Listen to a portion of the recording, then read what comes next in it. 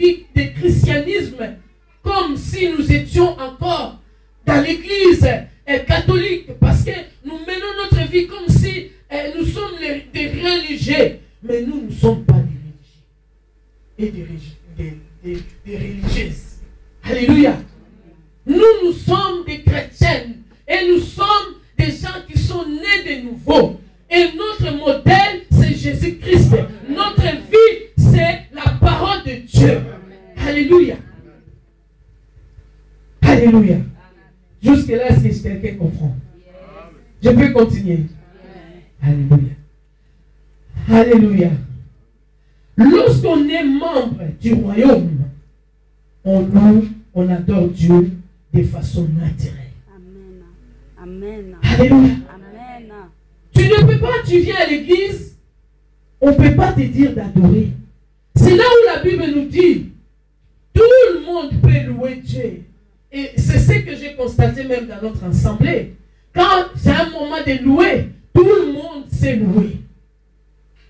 Mais adorer, la Bible dit, il n'y a que les vrais adorateurs qui adorent le Seigneur en esprit et en vérité. Amen. Ça veut dire que quelqu'un qui connaît son Dieu, c'est celui qui l'adore. L'adoration, c'est quelque chose que tu rentres à l'intimité avec le Seigneur. Et tu commences à réaliser la bonté, l'amour de Dieu. Amen. Tu commences à dire ce qu'il est réellement pour toi. Amen. Tout le monde peut louer Dieu, mais tout le monde ne peut pas adorer Dieu. Mais je vais te dire ce matin, je vais te dire qu'il faut que tu cherches à être l'adorateur du Seigneur ou l'adoratrice. Pour que tu puisses rentrer dans l'intimité avec le Seigneur. Amen. Vous savez, si tu aimes Dieu, tu vis avec quelqu'un, si vous n'avez pas l'intimité avec la personne, moi je crois que vous ne pouvez pas aller loin.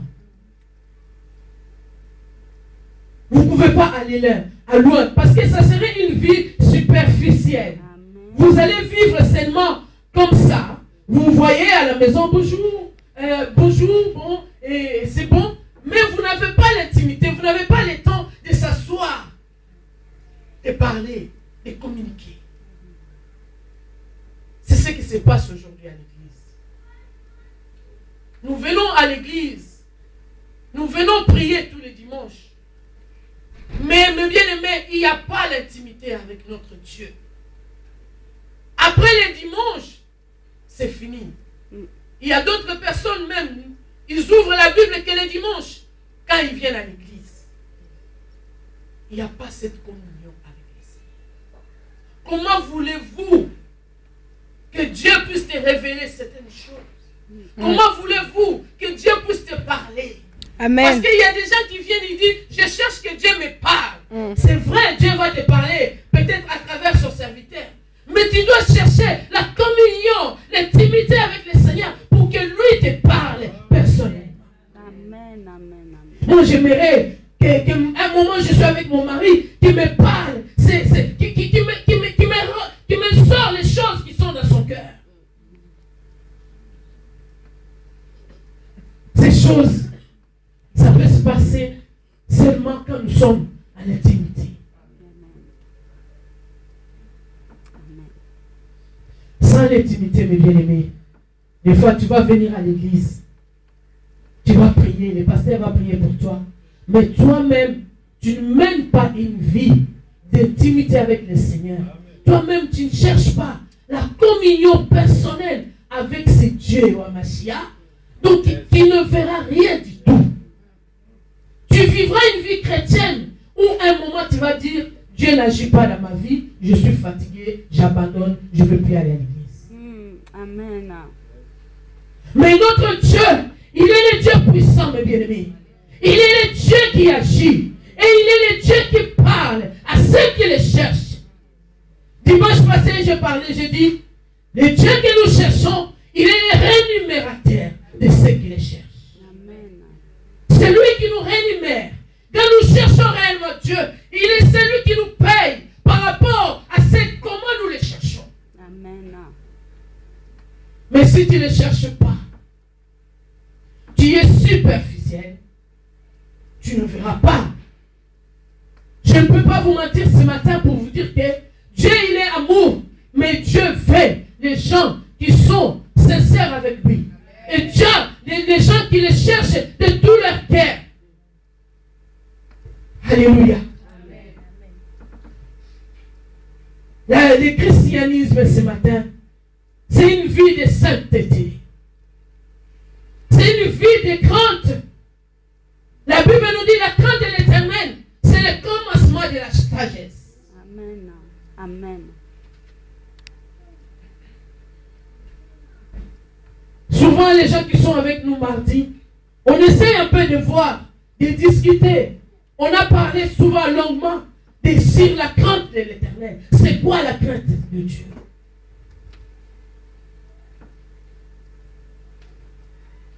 Jean-Marc, tu peux me dire c'est quoi la crainte de Dieu?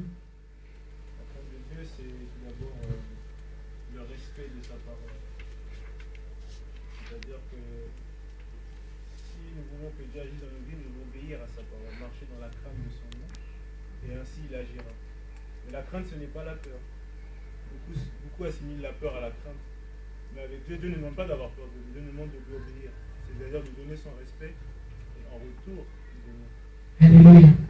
La crainte de Dieu, ça veut dire obéir à la parole de Dieu et respecter la parole de Dieu. Mais bien aimés, nous pouvons venir à l'église. Nous écoutons la parole de Dieu, mais nous n'obéissons pas à la parole de Dieu. Nous ne verrons rien dans notre vie. Amen. Amen. Amen. Nous devons obéir à la parole de Dieu. Nous devons respecter cette parole. Parce que la parole de Dieu, c'est la vie. C'est ta vie. La parole de Dieu, c'est une vie, mes bien-aimés. Comme je viens de dire, c'est une vie personnelle avec le Seigneur. C'est l'observation de ce que tu vis. C'est la vie de tous les jours avec le Seigneur. Nous devons marcher dans la sainteté. Nous devons marcher dans la sainteté. Quelqu'un va me dire, nous ne sommes pas saints. Seul Dieu est saint. Mais je viens te dire ce matin, tu es saint parce que Jésus t'a justifié par son sang.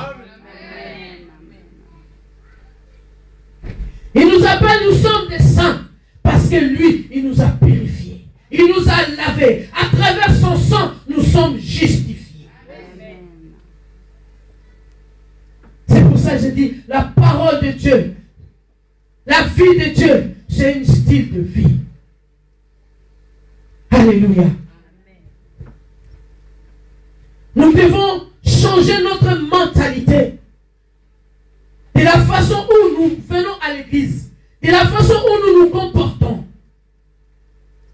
De la façon où nous conduisons notre vie chrétienne. Mais bien aimé, ça ne se limite pas seulement de venir prier pour un bien quelconque. Mais c'est une vie où nous devons comprendre que nous devons chercher tous les jours à progresser avec le Seigneur. Alléluia. Avec le Seigneur, on n'échoue pas. Avec le Seigneur, on n'abandonne pas. Parce qu'il est la vie. C'est lui qui te donne la vie que tu as. Dis-moi si tu l'abandonnes, est-ce que tu vivras? Alléluia. La mentalité doit changer. Parce que le christianisme, c'est une vie qui nous amène à connaître réellement Dieu, à connaître la parole de Dieu. Mais bien